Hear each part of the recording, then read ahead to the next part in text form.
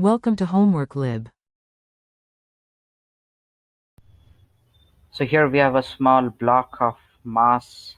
Let's take this mass as m, and this is resting on the triangular block of this big M mass, and this is again resting on a tabletop.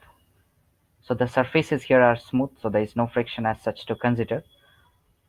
We need to figure out what should be the force that should be applied here so that this block remains at its own position. That means it does not slip or move to either direction.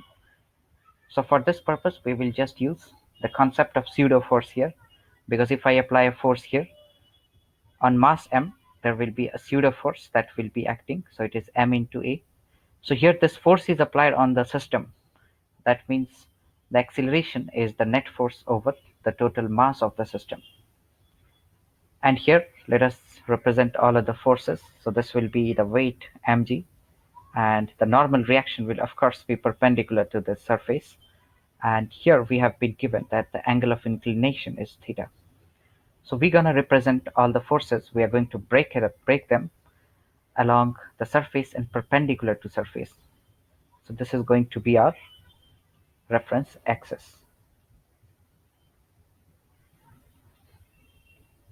So if this is mg here, this will be theta. Now breaking this mg along this direction, we get mg cosine theta, and here we get mg sine theta. So here we get this angle as theta, so this is 90 degrees, so this would be 90 minus theta. So the component of MA along this direction will be MA cos 90 minus theta, that is sine theta.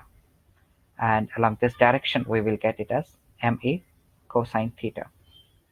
So if this block has to remain at its own position, then the forces along these two axes which we have taken, that should be balanced.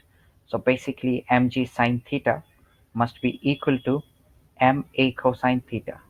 So let's put the value of acceleration here from equation 1, and cutting this m from both sides, we get g sine theta is equal to f by m plus m times cos theta.